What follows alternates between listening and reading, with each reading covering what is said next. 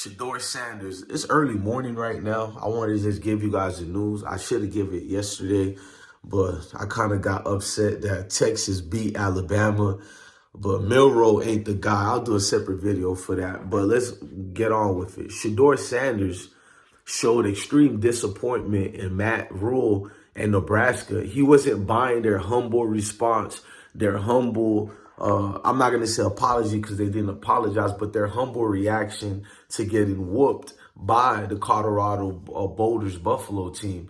Shedeur Sanders brought out how it was a personal game, and Deion made sure during it. And I seen their son, Deion Jr.'s video on his YouTube channel. It showed a passionate pregame speech once again by the great Deion Sanders, and he let them know about what Nebraska has been doing, and all the players brought that up. They started researching on their own, comments made by Nebraska Cornhuskers head coach Matt Rhule, comments made by several players, several media personalities that are in Nebraska, and he's seen a distastefulness, man. Shout out to Shedeur. It's not that he was trying to stick up for his father, but he was sticking up for his head coach and his football team. This was bigger than father and son. This was all the way about Colorado football and how many pundits have been taking shots and shots and shots after this team for no particular reason. A team that only won one game last year is getting all this notoriety and attention,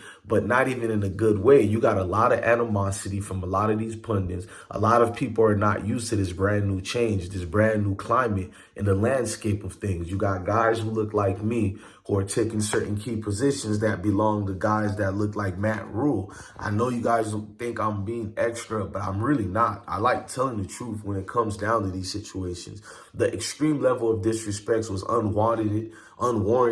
Deion never said anything explicit about Matt Rhule or the Nebraska Cornhuskers. In fact, he never said nothing negative at all. And then when he did rebuttal, he rebutted like a true gentleman towards Matt Rhule, and he brought up how the transfer portal is legal. So why is everybody in a hoopla about it? These were the same pundits who remained quiet during the NCAA's tripping out rules and being, the hypocrisy of the NCAA. They don't get mad at the NCAA, but they blame a coach for maximizing his opportunities with a legalized NCAA new rule. So it's like you can't win if you try. We seen Lincoln Riley take damn near the entire roster of Oklahoma down there to Southern California. And people are trying to tell me Lincoln Riley did get tortured by the media, but this is false. You heard a little bit outcry from the likes of Stephen A., but only a little bit. And it went away after like less than a week. Everybody was hyping up USC. Everybody loved the fact that Lincoln Riley took Caleb Williams over there. He took Mario Williams over there. He took Pittsburgh star receiver who's now in the NFL over there. He took a lot of players over there, and the world was. But Deion does the same thing, and he gets ridiculed every day. He gets clowns like Lee Corso, who always has an input. Who never has an input to say anything about these type of politics schemes. In 30-something years, Lee Corso has never chimed in on these type of situations. But all of a sudden, he got a problem with prime tactics.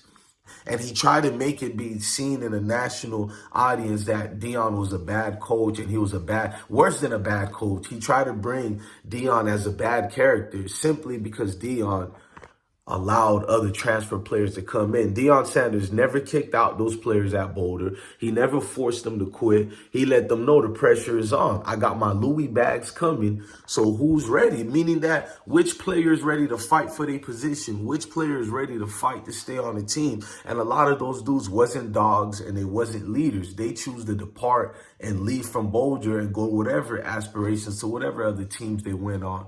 That's not Deion's fault. Anybody in Colorado's area should be excited, exuberant towards the fact that you had viruses on your team who choose to leave, and you brought a rejuvenated new squad of enthusiasm and a lot of people who are ready to play and represent what that uniform says, Colorado Buffaloes.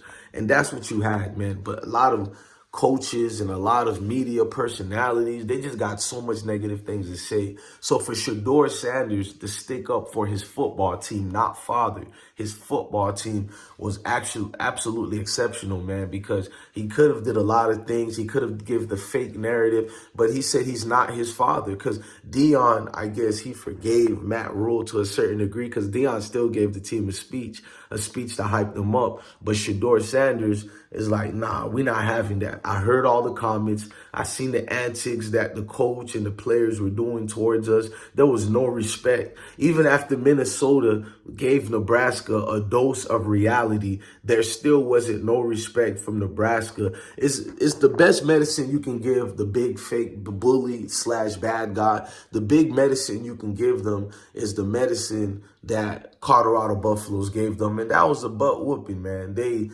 handled them in all aspects of the game. First half didn't go too well, but that's not on the part of Nebraska. Nebraska didn't stop the show. It's just that miscommunications and getting the X's and O's together towards the offense of Colorado.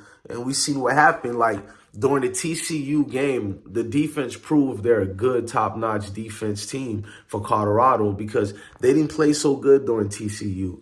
And we said, and especially me, I criticized Colorado defense in a respectful way. And I wanted to know, will they answer the call? And boy, they did. They pounced on every aspect of the game. They kept the game close during the first half through all the crucial mistakes of Colorado allowing it. And even Nebraska had some mistakes, but the defense of both teams, that is, but they came through. The offense took time to, get back up. Maybe there was a lot of celebrating a little bit through the first game, maybe feeling triumphant. It can have a negative effect towards the next game. And they shook it off and looked at it as a brand new game, brand new season again. And the offense dominated. When I say dominated, Jesus Christ, Nebraska was no match for that great offense and defense of Colorado Buffaloes. So once again, Shedeur Sanders has proven to be a great leader. And to see these guys such as Tom Luginbill says Colorado got the worst roster than any other football team is like a slap in the face as far as professionalism go.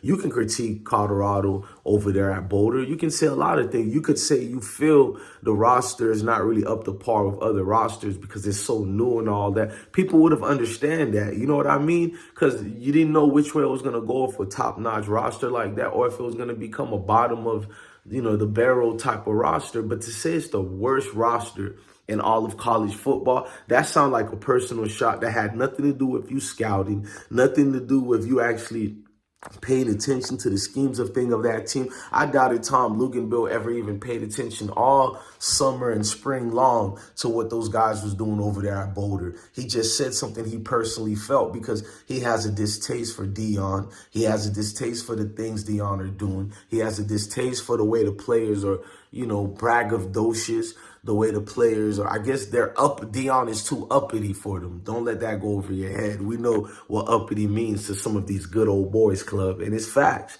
So it seems like a lot of people are now patiently waiting until Deion loses his first game. And that's the sad part of the gravy train. Look, man, I'm DJ Bless One. Love your family, love your kids, and stay blessed.